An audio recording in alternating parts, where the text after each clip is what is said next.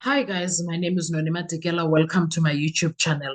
So today I want us to go through, on this video, I want us to talk about the issues that are when it comes to this situation, this entire intense court process that is happening there.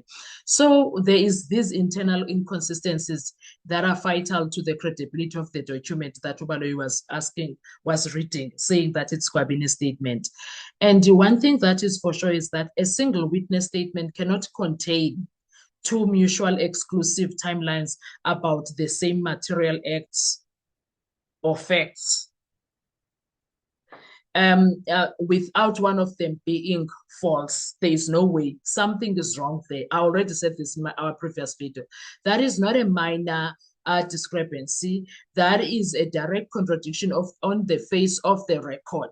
Whether they like it or not, that statement made things worse for the state, whether they like it or not. That alone collapses the reliability of the document on its own. What makes it more serious is that this contradiction was never explained, never reconciled, and never tested under oath, like nothing about it. During Brigadier Gininda's testimony in May 2025, the statement was simply presented as a corroborative evidence. Despite containing an unreconciled internal conflict, which is exactly why something was offish about them not calling Gwabini. There was no clarification, no correction, no formal explanation placed on record when it comes to the entire situation. That strips the statement of probative value already. That they understood. That is why Gwabini was never called to come and explain this so-called statement of his. And it explains a critical prosecutorial decision that they did. As I already mentioned, Gwabini was never called to testify because once a witness with a self-contradictory statement takes the stand, that contradiction collapses under cross-examination. So instead of confronting it, the state abandoned Gwabini as the witness. Now we get to the core understanding of why he was never called as a witness. It's because of the statement, guys. It's because of the statement. This is not me speculating. Listen to what was happening in court. It is a basic principle of evidence. When a statement contradicts itself on material fact and the state cannot reconcile it, it becomes unreliable. Ubaloyi knows that. He knows it. That is why Gwabini no Babu Zungu were never called. They were called because they were not called because they knew when they come to the witness box, they will do what they are doing now. They will be doing what the state did not ask them to do. That's number one. Number two, they knew the things, Ubaloyi knew the things that were written in those statements don't make sense. He knew.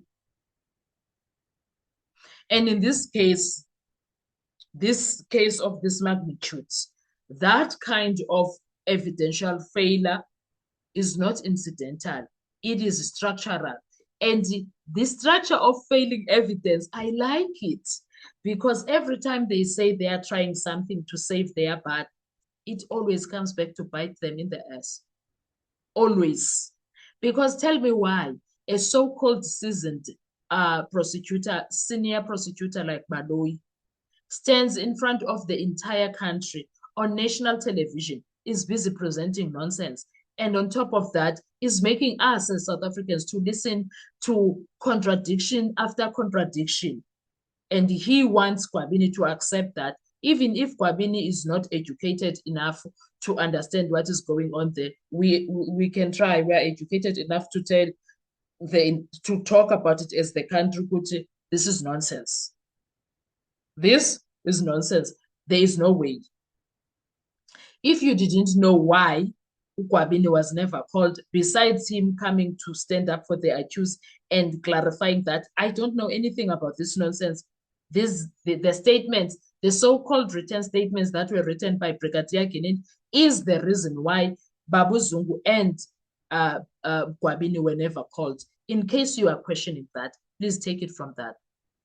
Take it from that level and understand it's clear as daylight.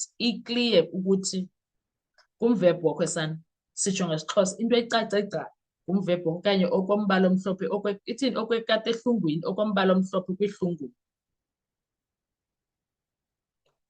icace gca into bakutheni because azenzi sense izinto zibhalwe apha. There is absolutely no way. And do you know what saddens me is that these people behave as if driver mina manje but into yesikhashana. Yes, driver mina manje but into yesikhashana. What's going to happen when isikhashana siphelile? Or they are seriously thinking that they are going to get away with, because if they can do this now, how long have they been doing those things is the next question. How long have they been behaving this way? I cannot believe ukuthi the so-called seasoned prosecutor Baloyi, this is the level that he can get to get people convicted. No, man, guys. Let's say the guys did the crime. They were going to walk free because of technicalities. Same thing that happened with Omotoso. It was going to be something like that in this case because of the how do you bring things that don't make sense? Do you want to tell me if prosecutors were to be changed, we need a month, let's reconcile all the evidence, the defense lawyers and the NPA, they bring, let's say, a set of prosecutors from NPA that are going to look, let's say they say, let's take 2 prosecutors from Western Cape, 2 prosecutors from Gauteng, from Northern Cape, PP, all 9 provinces, they take 2. Then we have 18 prosecutors, sit down with defense lawyers. Let's talk about this.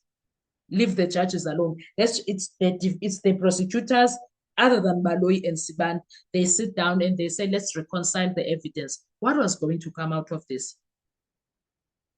When they are sitting, because clearly this one doesn't care about his reputation. Clearly these 2, they don't care about their reputation. They don't care about anything for that matter. Let not even count. They don't care. They are long service terms and stuff. I don't know about this young one who is involved in this shenanigans. Honestly, I don't know. But one thing that I know, I have realized, there is no way, man. There is absolutely no way that if you were to take, even if you take one from these provinces, all 9 of them, put them together, and they look after the Senzo Meyiwa case, they reconcile the state case alone, wait about the defense, state case alone. Does it make sense? Were they going to come up with something that makes sense from that? I don't think so, guys.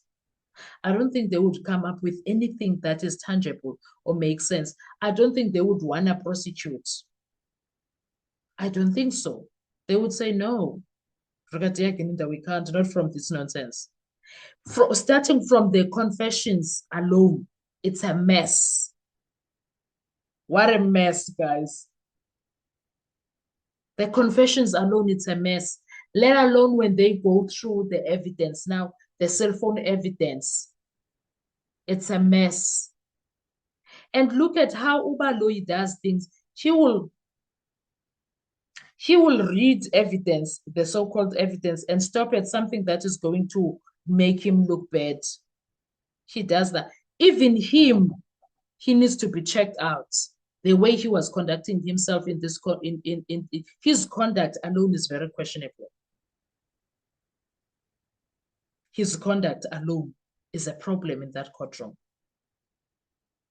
I don't know about you guys, but no, man, it's too much. It's too much. I want to hear your views. Let's talk in the comment section. What are your thoughts about what is happening?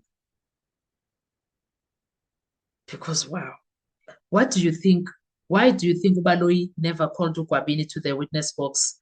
Why do you think Ubaloyi never called Ubabuzungu to the witness box? I want to hear your views when it comes to that. Thank you so much. I'll see you on our next video. Bye-bye.